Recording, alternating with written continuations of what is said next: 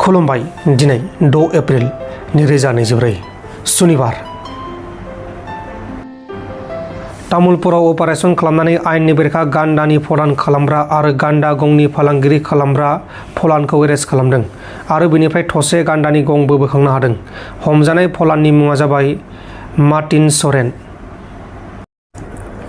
West सिक्किमाव सासे फारसे आथिं गैयै सुबुङा थाबायलांनानै माउन्ट रेनक कान्चनजंगा नेशनेल पार्कआव 16,500 फिट गोजौ हाजोआव गाखोनानै रेकर्ड खालामनो हादों आरो बे सुबुंनि मुङा जाबाय उदय कुमार, 35 बोसोर बैसोनि।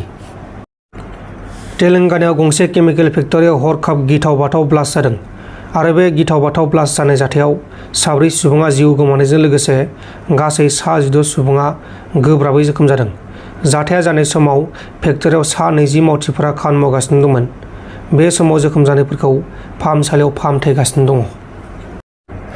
महाराष्ट्रनिफ्राय बरपेटा र'डआव ट्राकजों वाटारमेलन लाबोनाय ट्राकनि ड्राइभारखौ बिनि क'-ड्राइभारा सरभगनि मानिकपुराव बुथारदों। बुथारजानाय ड्राइभारनि मुङा जाबाय बाबी सान, मध्य प्रदेशनि थागिबि। बाबी सानखौ बुथारनानै दुब्लि बारियाव गारना दोनदोंमोन आरो क'-ड्राइभारा जाथायखौ खालामखांनानै ट्राकखौ बरपेटा र'डआव हलसेल बाजाराव दोनफैदोंमोन आरो ट्राकखौ बेनिफ्रायनो बोखांनो हादों। नाथाय दायनिगिरिया क'-ड्राइभारा जाथायखौ खालामखांनानै स्पटनिफ्राय खारखोमानानै दङ। दा बेखौ पुलिसआ एरेस्ट खालामनो थाखाय गावसोरनि खामानिखौ मावगासिनो दङ। आसाम पुलिसआ पिटलाइनि मुवा बेसाद थोरसि लथाफोरखौ खावना लांनाय सिखावखौ हमनायजों लोगोसे मुवा बेसादफोरखौबो बोखांना होफिनदों। हमजानाय दायनिगिरिनि मुङा जाबाय मिराजुल इस्लाम, 20 बोसोर बैसोनि, इटाकला गामिनि थागिबि। तेलेंगानानि नालगन्डायाव गंसे दैनि टेंकिनि सिङाव 30 मोख्राफोरखौ थैना थानायाव मोन्दों। मोख्राफोरा दैनि टेंकिखौ बेखेवनानै सिङाव हाबलांनायाव बे जाथाया जादों आरो बे मोख्रा थैनाय दैखौनो गामिनि मानसिफोरा लोङोमोन। उनाव साखाथिनि मानसिफोरा गेसाव मोनामनायावसो गासिबो जाथाया सोराङाव फैदों आरो मोख्राखौ बोखांनानै वाटार टेंकखौ फोसाबनाय जादों। नब कुमार सरेननि केसखौ थांनाय 2014 मायथाइनिफ्राय नांबोनानै बे बोसोराव एबा 2024 मायथाइयावसो जनरल बिथांमोननि हानजाया देरहासार जानो हादों। एडभोकेट भबेन नार्जारी, बिसि दास आरो एस चौहान बिथांमोननि केस गेलेनायजों देरहासार जानो हादों। नोंथाङा बे केसनि सायाव माबा मोनसे बुंनो सानो नामा? नोंथाङा मोनसे खस्थ' खालामनाय, नोंथांमोन थांलाय फैलाय खालामनाय बेनि सायाव आरो लोगोसे बे केसनि सायाव गोजोननाय थाबाय।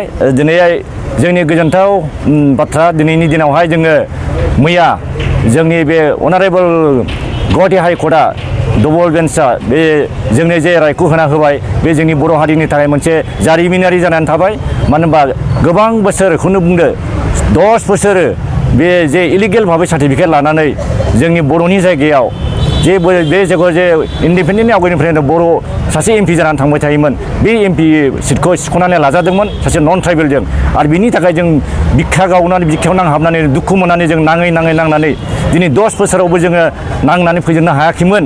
मानो होनबा बेहाय अनेकथा कनस्पिरेसि थादों, अनेकथा जोंनि उइकनेस थानायनि थाखाय, जोंनि हारिनि जोंनि खमजोरिनि थाखाय बा पलिटिकेलि जोङो कनस्पिरेसि खालामजानायनि थाखाय जों बेखौ जोङो एथ' बोसोर जोङो डिप्राइभ खालामनानै दोनजादोंमोन। नाथाय दिनै जोङो बे स्टेट लेभेल स्क्रुटिनि कमिटियाव होनानै बिनि सार्टिफिकेटखौ जों केन्सेल खालामनो हाबाय आरो अनारेबल हाइकर्टआबो बे सार्टिफिकेटनि सायाव बियो होदोंमोन हय आरो केस काउन्टार खालामदोंमोन, खिन्थु बेखौबो दा जोंनि डबल बेन्चनिफ्राय बेखौ सेनिसाइड खालामनानै बिनि बे स्टे अर्डारखौ केन्सेल खालामनानै होबाय। दा बियो खुनु बेला बियो इलेक्सन गेलेनो मोनला आरो बे जोंनि बे एसटि सिट, क'क्राझार एसटि सिटआ उदां जानानै थाबाय। दा बेवहाय जोंनि बर' बिदा फंबाय, जोंनि बर' दैदेनगिरिफ्रानो सोरबा सासेया एमपि जानानै थानो हासिगोन, बिनि थाखाय जों गोग्गानाय मोनबाय आरो साफ्रोम बर' रायजो राजानि थाखाय बे मोनसे गोजोनथाव खौरां आरो गोजोनथाव बाथ्रा। बिनि थाखायनो जोङो साफ्रोम बर' रायजो राजाफोरनि सिगाङावबो जों एथ' गोबाव जों खस्थ' खालामदोंमोन जोङो, बा जोङो दुखु मोनदोंमोनबो, जोंनाव दुखु मोननाय खस्थ' मोननायखौ जों जेबो सानाखिसै। दिनैनि दिनावहाय जों गावखौनो गाव बिराद उदां मोनसे जों बिराद गोसो गोरा मोनबाय आरो जों गोजोननाय मोनबाय। आं सानो जोंनि बर' रायजो राजाफ्राबो बे दुखु दाहा, बे गोसोआव गुगुर मोननानै थानाया दिनै उदां जाबाय बा दिनैनो फ्रि जाबाय होननानै आसा खालामो। नोंथांमोना बे केस गेलेनायाव पलिटिक्स हान्जानिफ्राय बा राजखान्थि हान्जानिफ्राय हेफाजाब मोनदों नामा? जोङो बेबायदि पलिटिक्स हान्जानिफ्राय जोङो जेबो हेफाजाब बिथ'वाखैमोन लायाखैमोन मानो होनबा जोङो बयनिबो थांदों जों बेहाय अपोजिसन बा जोङो पजिसन पलिटिकेल पार्टि होननानै जोङोहाय बयनावबो एप्रच खालामो बयबो मिथिगौ जों थाबायदों होननानै खिन्थु बे बिथांमोनहा बे गावबागाव पलिटिकेल लाबालाबनि मोनसे माबा थायो बिनि बेलायाव बिसोरो जोंखौ डाइरेक्ट खालामबा गुबुन हारिफोरनि बा गुबुनफोरनिफ्राय गुबुन सुबुंफोरनिफ्राय जों भट मोननाय नङा जाजानो गिनानै बिथांमोनखौ जोंखौ डाइरेक्टलि रावबो हेल्प खालामाखै खिन्थु जोङो दा बुंनो हायो दा नैबे जे गभर्नमेन्टआ जोंखौ खालामबायब्ला बेवहाय जोङो दा गोजोननाय मोन्दों दा गभर्नमेन्ट लेभेलनिफ्राय जोंखौ खालामनायखाय जोङो बेवहायल' गोजोननाय मोन्दों खिन्थु जोङो डाइरेक्टलि सोरनिबा पलिटिकेल हान्जानिफ्राय जों बेबायदि डाइरेक्टलि जों मोनाखै। दिनै बिथांमोना नब कुमार सहायनानि जोबथा केसखौ नांनो फैदों दा बे केसा बोरै जाखो? दिनै थांनाय बेसेबा गोबाव आरो 10 बोसोर बे जुजै बे नबसरनिया जाय मानसिया ट्राइबेल सार्टिफिकेट लानानै नन ट्राइबेल मानसियानो क'क्राझार रिजार्भ कन्स्टिटुवेन्सियाव माबा एमपि जाबोबाय एमपि जानानै थादोंमोन बेखौ स्टेट लेभेल स्क्रुटिनि कमिटिया बिनि सार्टिफिकेटखौ दाननानै होबाय आरो